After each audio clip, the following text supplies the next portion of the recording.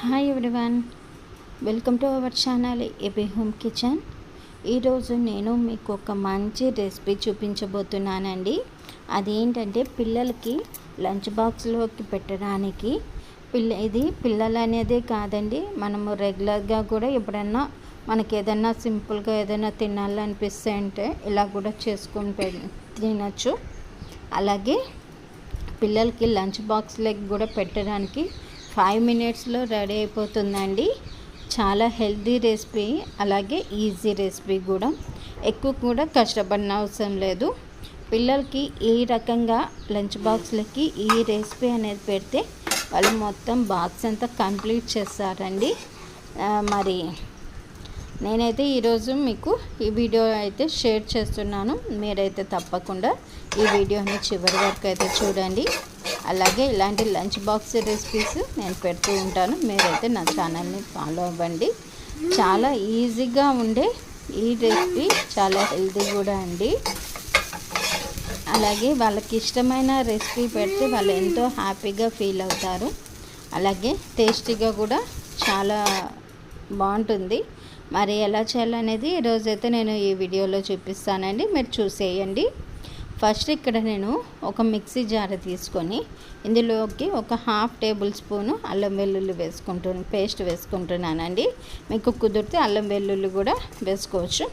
అలాగే ఒక 4-5 పచ్చిమిర్చి వేసుకుంటున్నాను. ఇది కొంచెం స్పైసీగా ఉంటుంది. స్పైసీ ఎక్కువ తినని వాళ్ళు కొంచెం తగ్గించి వేసుకోండి. అలాగే కొంచెం పుదీనా, అలాగే కొంచెము కొత్తిమీర వేసుకుంటున్నానండి. ఇప్పుడు వాటర్ వేసేసుకునేసి ఇది మొత్తం మిక్సీకి పట్టి పేస్ట్ లాగా పట్టి పెట్టుకుంటున్నాను, పక్కన పెట్టేస్తున్నానండి. నేను కొంచెం బయటికి వెళ్ళాల్సి వచ్చింది, అందుకని తొందరగా ఫాస్ట్గా చేసేసానండి. ఇక్కడ నేను ఆయిల్ బదులు బటర్ తీసుకుంటున్నానండి. బటర్ బాగా గట్టి పడిపోయింది, దాన్ని నైఫ్తో ఇలా కోసి ఇలా చేత్తో వేసేసాను.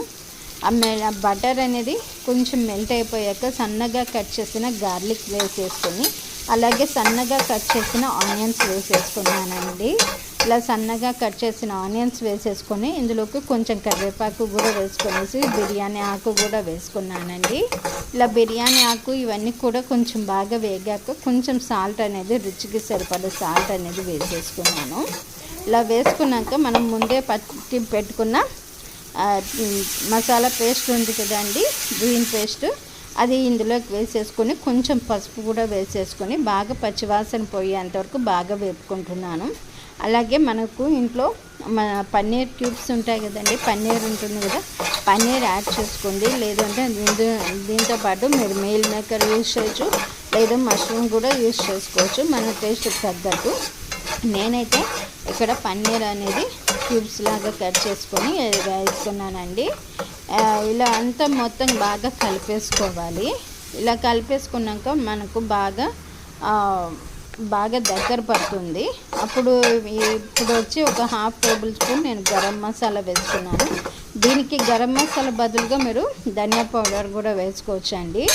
నేనైతే గరం మసాలా వేసుకున్నాను. ఇప్పుడు మనము బాయిల్ చేసుకున్న రైస్ అనేది ఉంటుంది కదా, ఈ రైస్ అనేది ఎక్కడ ఉండలు అనేది లేకుండా బాగా సరిగ్గా అంతా కూడా కలిసేలాగా కలిపేసుకోవాలి.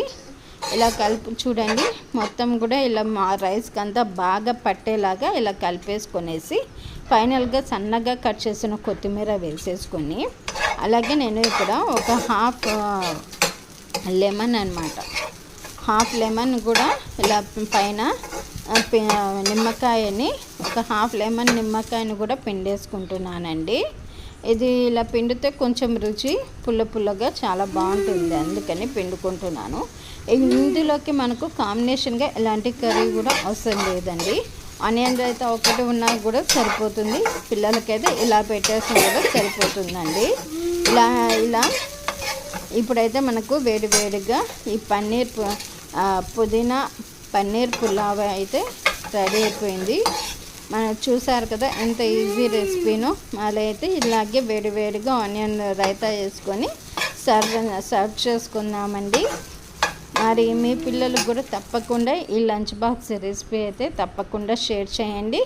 చాలా సింపుల్ రెసిపీ, మీకు నచ్చింది అనుకుంటున్నాను.